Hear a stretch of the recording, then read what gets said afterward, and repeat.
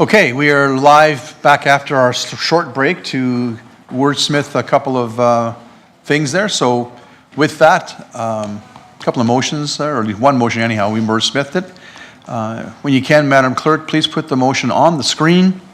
And Councilor Telebus, I'm assuming you've have a quick look at it first, if you could please, just to save any potential.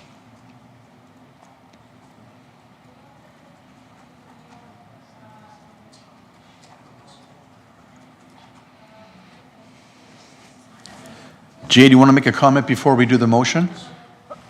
Oh, that would be great, Mr. Mayor. Thank you. So just for clarity's sake, as far as how we're funding this position, so the assumption is that it would be fully offset by planning and development revenues. But there is a risk that comes with that in the actuals as we progress through the year if the revenues don't materialize as we'd hoped.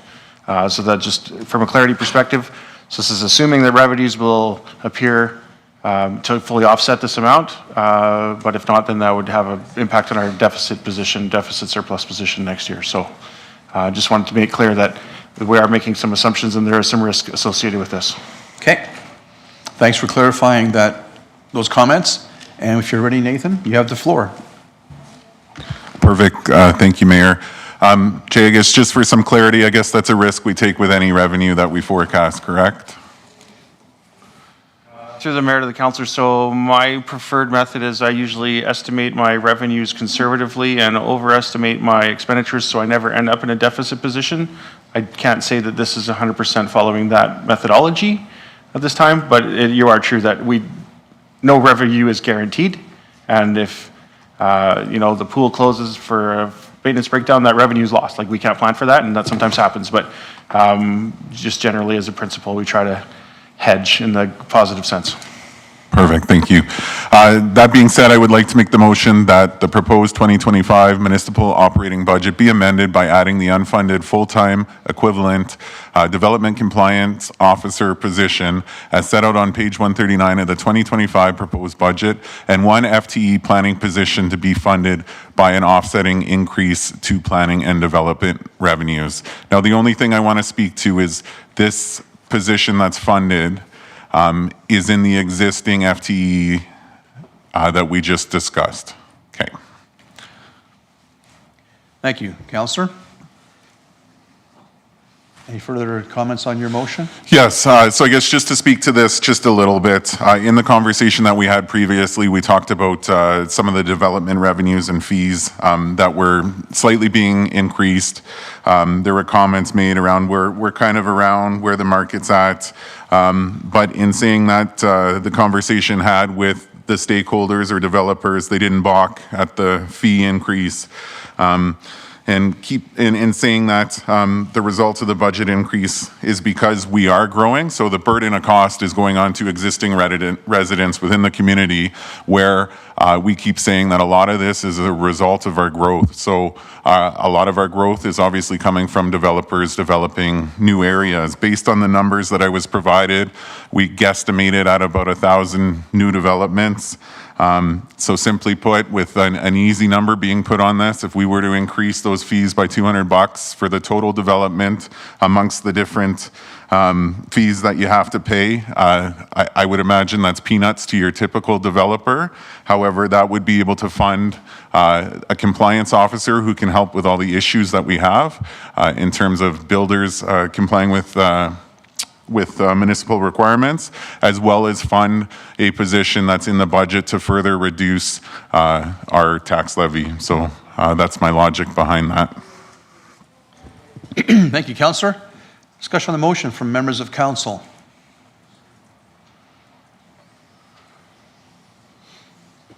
Councillor Barnhart, followed by, just Councillor Barnhart. There you go. Followed by myself. Okay, thank you, Mayor. I was contemplating this one as well, certainly the one position. I'm just wondering, either Councillor Telebas or the administration, do we need both positions? I like the idea of funding it from the revenues, but I'm wondering about the two positions. Is it possible it could just have one? And what's the rationale for the two? And I'm sorry if I missed that. Jay, you wish to speak to that, or actually, Nathan, it's your motion. I'm not sure who should speak to it. Jay, do you want to take a shot at that? I'm not trying to answer the councillor's question. I want to get clarity on Councillor Natellenboss's statement of, Okay. so that we're anticipating this to be a net zero and no impact to the tax rate. Is that a correct assumption, or what your intent was? No. Oh, hang on, Nathan. My mistake. Your mic's on now. Incorrect. So one would fund the existing planning position that we've already discussed at the 20% reduction.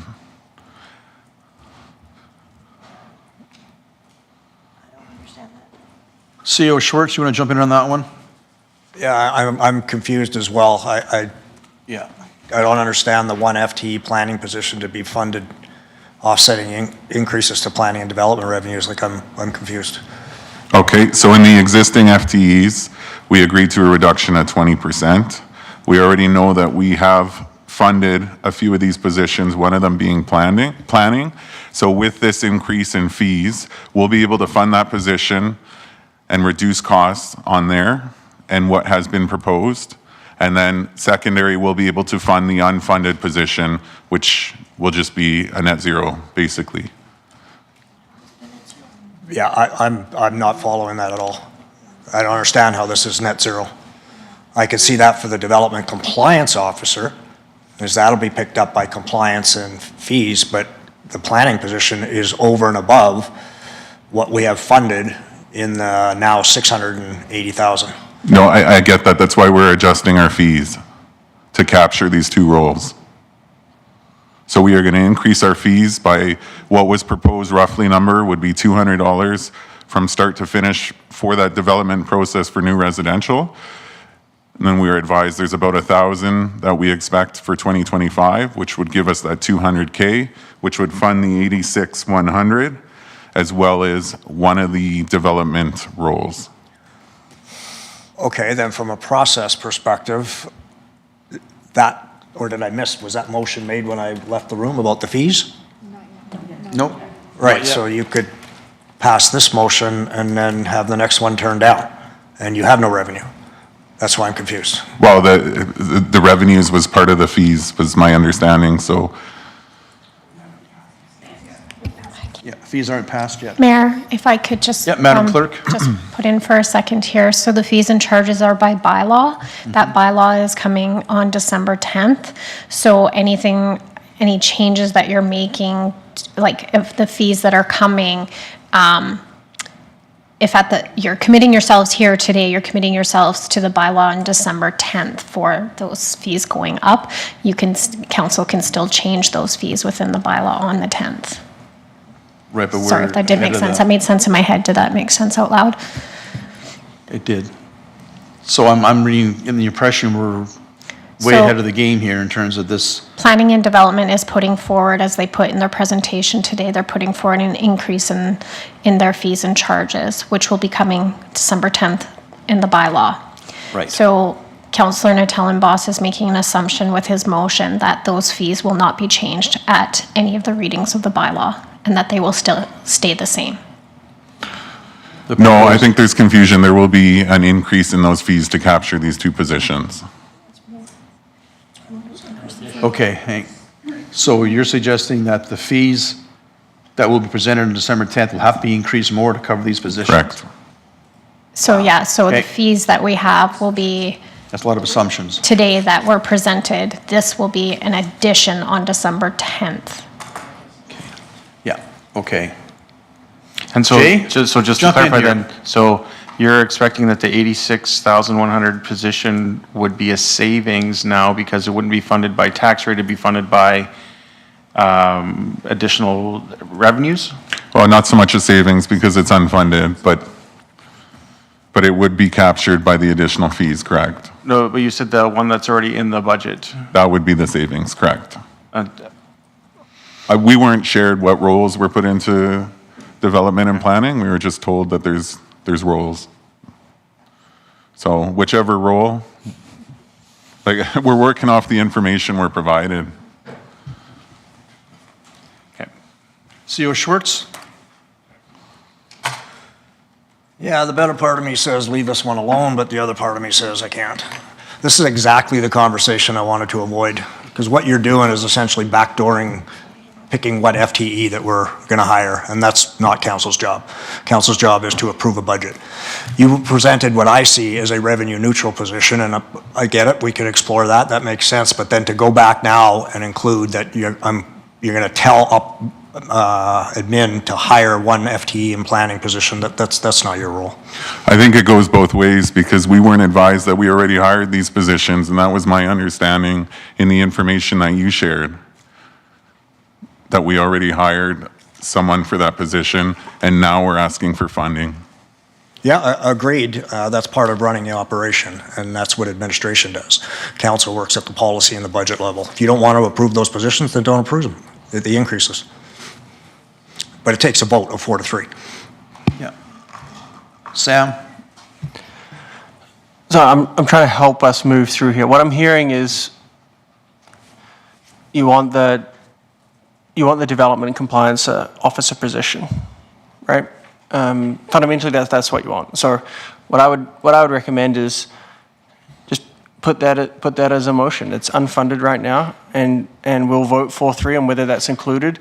When we get to the bylaw on the 10th, that may or may not pay for it. But if you want the position, then let's vote on the position and not try to carve out how we're going to fund that. I think that is where you're getting confusion. I think what you're saying is the community wants there to be more compliance around development. So just put that motion in, and we'll see if we get there. And that will have a tax increase, but it may get offset later on down the road, is how I would recommend going about it. And I appreciate that feedback, but that's not the approach I want to take. I don't want to raise our taxes. That's the biggest concern we have here. We need to come up with solutions, how we'll fund things. And this was what's being proposed. So I don't know what the concern is surrounding this. Okay. Well, I like creative, but at the same time, this is very creative, and I'm not sure it's on side with accounting principles. So I've got Steve for a comment, and then I'll go to, actually, Jay, would you want to make a comment first, and I'll go to Steve? I just, in order to scorekeep and understand what the tax rate piece is, I just wanted to understand how much we were looking to save, because I was reading this as a net zero with no impact to the tax rate decrease. 2 positions being added, funded by increased revenue assumptions and a change to fees potentially. But I didn't understand. I did not read this as also a reduction in the tax rate as well. So I don't know what number to put in for that value at this point. For sure, and I don't either because we weren't told what position was hired for in planning and development. But what we were told is that a position was hired for in planning development. So that would be funded through this. Correct, that we weren't advised of until now. And then the second one would be to fund this new position.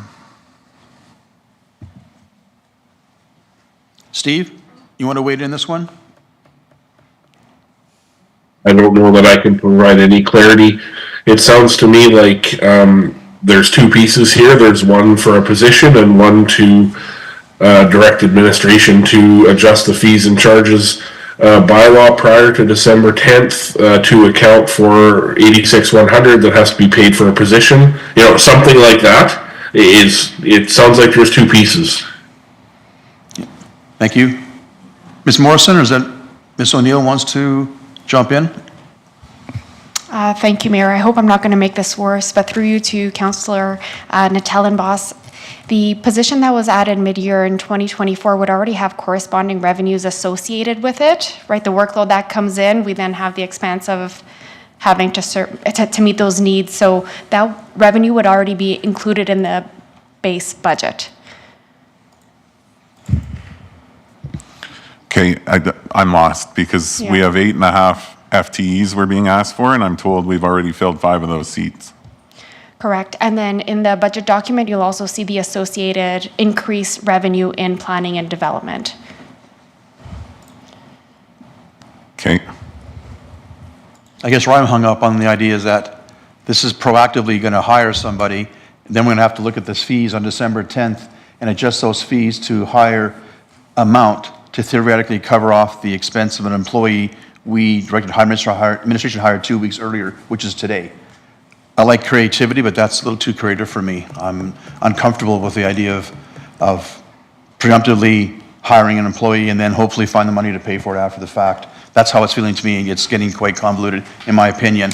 At this point, Councillor Penrod, you have your hand up. Thank you, Mayor. I'd like to propose an amendment.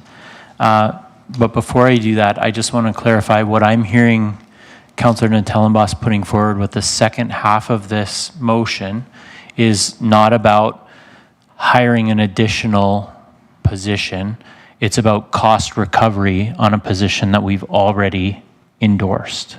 So any savings to the levy is through a cost recovery through new fees or increased fees. That's what I'm understanding, but I hear there's a lot of confusion as to exactly what you're meaning. So my proposed amendment would be actually to break this in two and just deal with, in the same way that you've proposed, through an increase to the fees.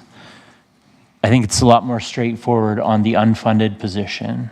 I'm hearing in the room several people saying like that piece I can get, like I understand it, however people vote or don't, they at least understand what they're considering. The second piece is fuzzier, and maybe there's opportunity to bring that piece back, polish up the wording on it, clarify your intent, and maybe have some more success on it. Yeah, absolutely. I'm willing to break that into two or. So I'll ask for some help from our clerk on doing that. I don't know if that could be considered friendly or if it needs to be. Another possibility would be to withdraw this motion and start fresh. Yeah. We have a hard stop at 5 o'clock today, just so we know. Understood, yeah. Not trying to make it more difficult, but we have a hard stop for a reason. A couple of people have got meetings to Yeah. go to, so. So this can't could be go past brought 5 tomorrow today. too at this stage, right? It could be, it could be, Madam Clerk, sorry, could Councilor Natellenbos withdraw the motion, rethink it, retool it, and bring it back tomorrow if he wanted to? Absolutely, he could withdraw the motion and then we could work with him in the meantime. Perfect. Let's Is do that something then, you would please. find Yep, appropriate this time? absolutely. Thanks. Thank you, Councillor. I appreciate that. And consensus for council is okay that he can withdraw it till tomorrow. Consensus. Steve, you're good with that? I can't see you. Yes, I am, Mayor. Thank you. Thank you. Appreciate that. Moving on then, Councillor Penrod. Sorry, Councillor McCook, you had your hand up on this motion, but I'm assuming with it being withdrawn, you're okay. Thank you very much for that. Councillor Penrod, you had a motion you wanted to make? Yes, Mayor. Oh, hang on. Your microphone is on now. Thank you, Mayor. I hope this one will be fairly straightforward. My motion will be with respect to the unfunded item that I mentioned earlier on page 100, Health Services Grant Program. My motion would be to fund the Health Services Grant Program. Go.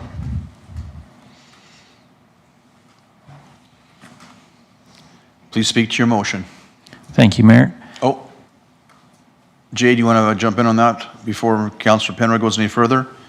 Yes, please. Thank you, Mr. Mayor. So just clarity, so the 50,000 is just for year one, and this is laid out as 3 years, so a total cost of $150,000. I just want to make sure that's captured correctly from intent.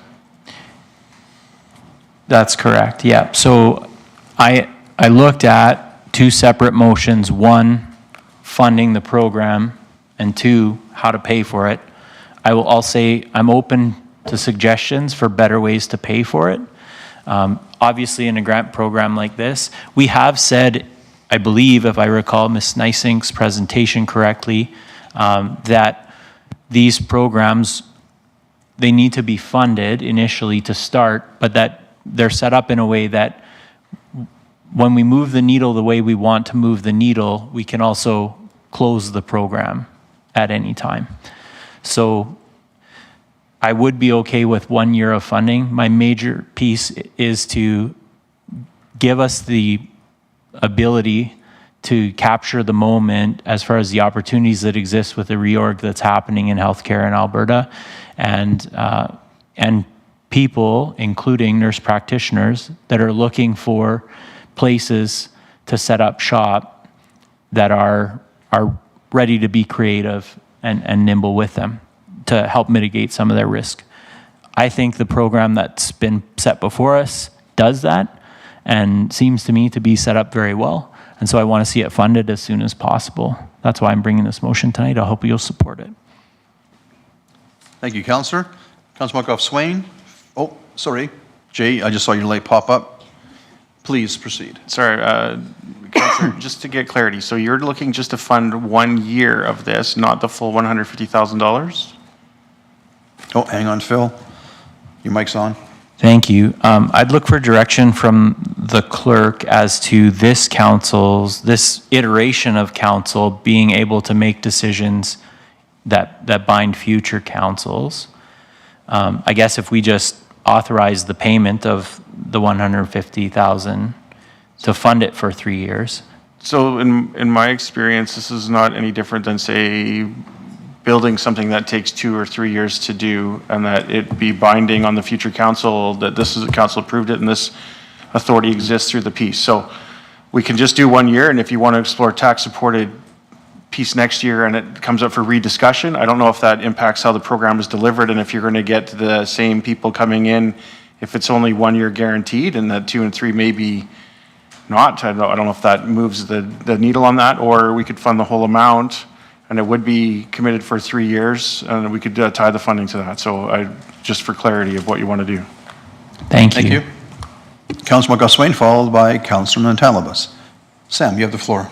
Yeah, thank you. And you jinxed yourself when you said it was going to be quick and easy. So, I mean, yeah, this is right in the heart of our strategic plan.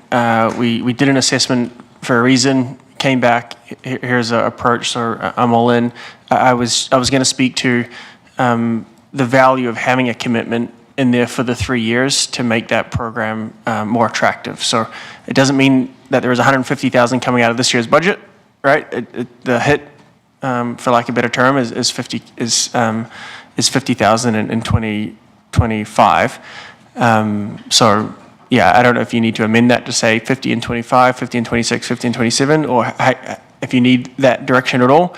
I just wanted to make sure that in order to get that program up and running and see that attraction, folks are going to need to see that council wants to continue it. So thanks for bringing it forward. Yeah. Jay? And yeah, so clarity, just so is the amount 150,000 for the whole program or 50,000 for 1 year? Would we need to clarify? Do you want to clarify that, Phil, please? Your mic's on. Yeah, well, I think maybe the most straightforward way to go is for me to clarify $150,000. And then if somebody feels uncomfortable with that number, they could amend it down.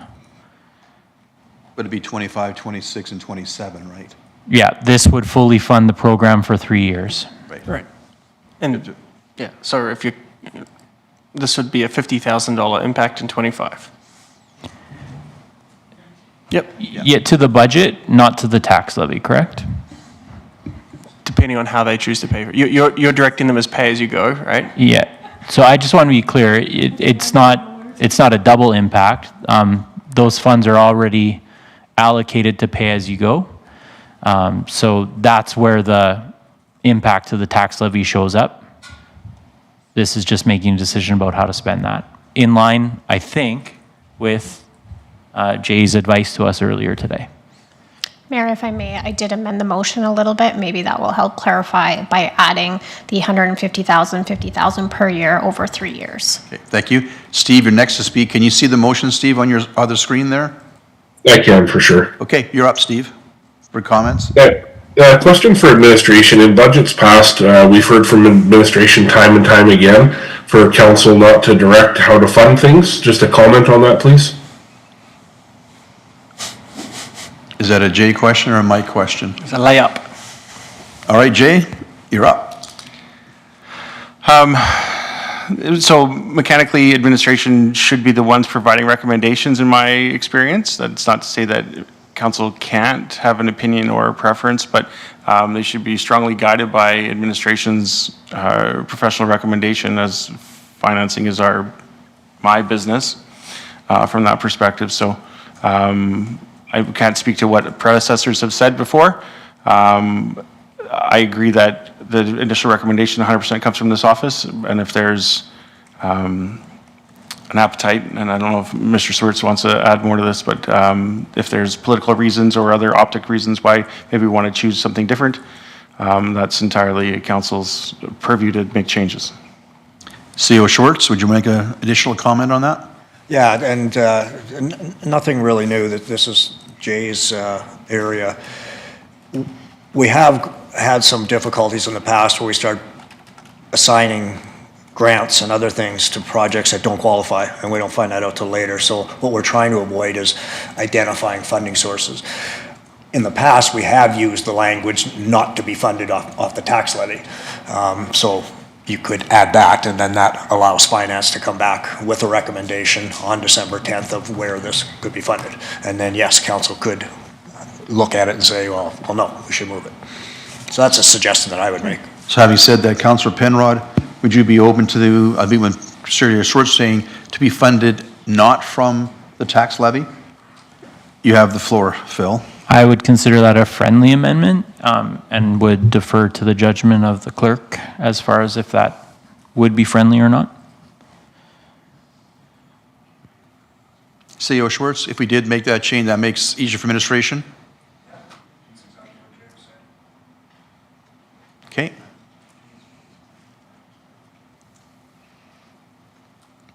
Take a second here, and CEO Schwartz, sorry, you're like, mic is on now. Our expert has provided us with a recommendation, and saying pay-as-you-go is where he's going to fund it from. So we'll just leave it as is.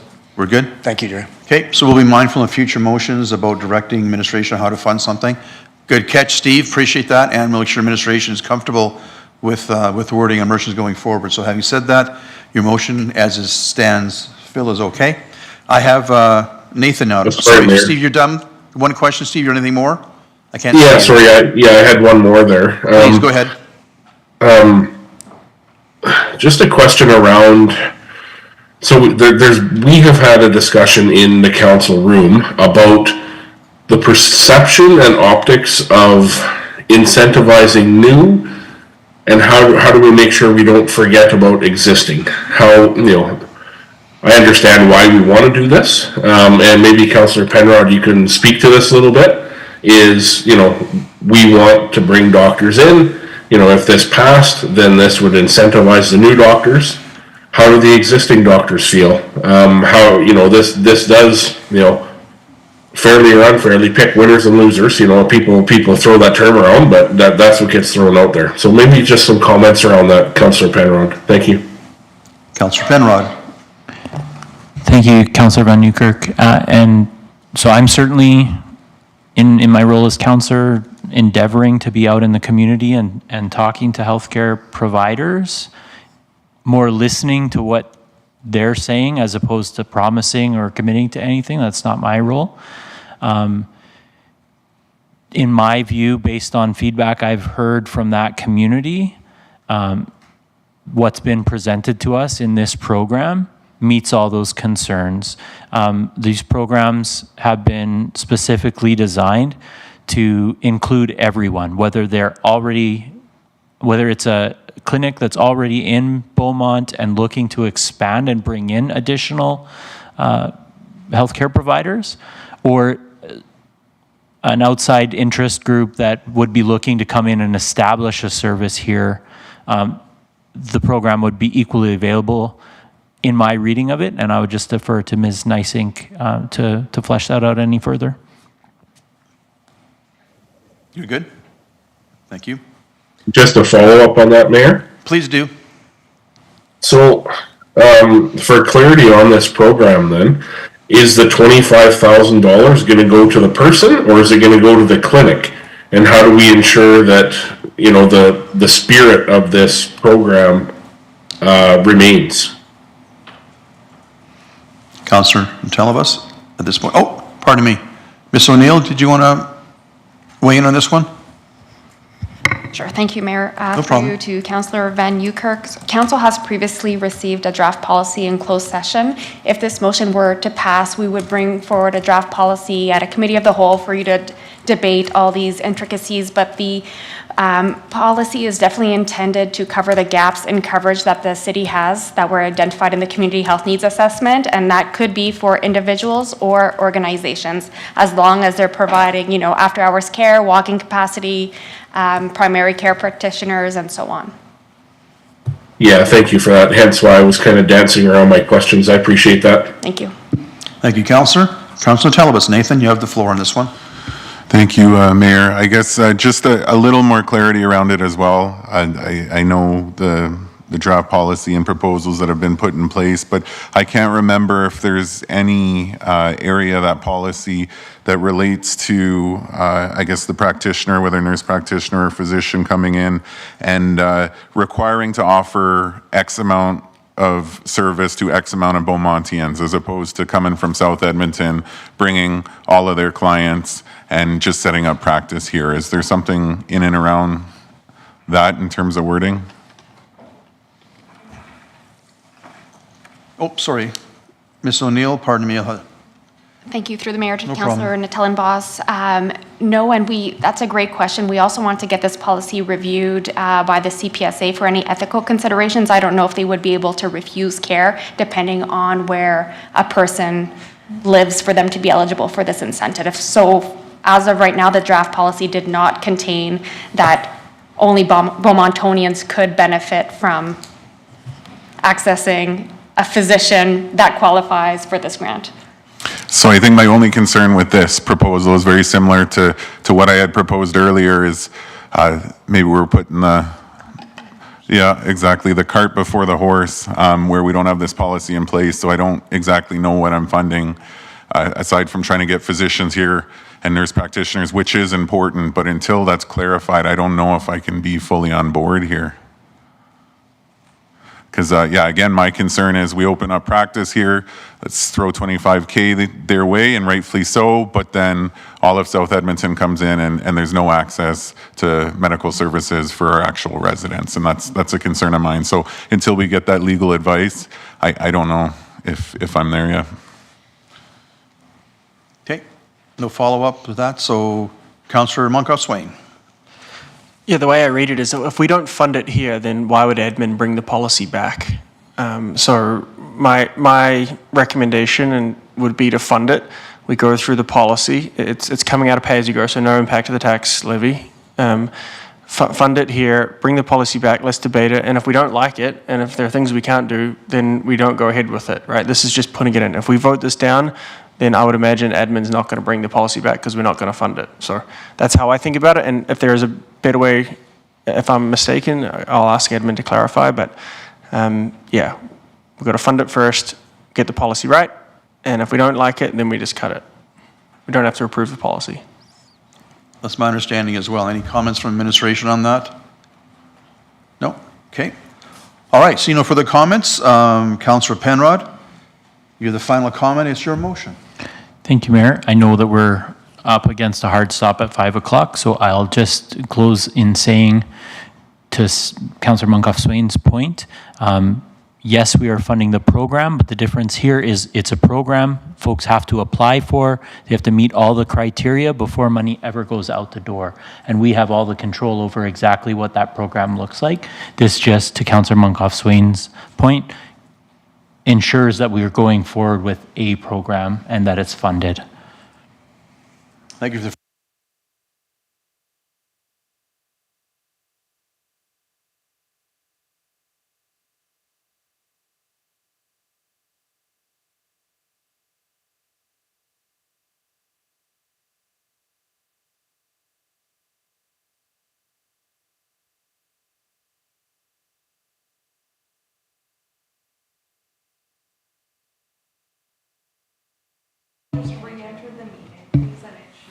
Okay.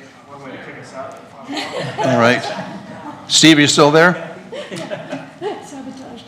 I am, you bet. Okay, please initiate the voting process. Council, I'll wait till the voting's on there.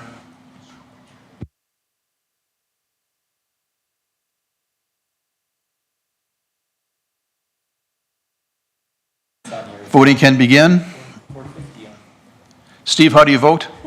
In favor. Thank you. I'm seeing no votes on my screen here. All right, Steve's yes, straw vote by hands. Yeah, just you and Steve. I'm sorry? If you are in favor, it is. Yes, I hit yes and nothing happened, so Yes, that motion carries unanimously, 7-0. Thank you, council. Before we wrap up, so tomorrow, we're going to continue on page 12 at transfers and reserves, then to the RCMP. Have a comment at this point? Yes, thank you, Mayor. I just You're welcome. want to ask council. Point? Yes, thank you, Mayor. I just You're welcome. want to ask council members that if they have some motions and subsequent motions, if they could maybe just communicate with that tomorrow prior to the meeting so I can have some things drafted up for them, that would be great. Thank you. With that, we are adjourned to 5 o'clock tomorrow evening. Thank you all for being here. We had a very good day. A lot got done today, a lot of good conversation and debate. And thank you for your time. See you tomorrow. Enjoy your evening.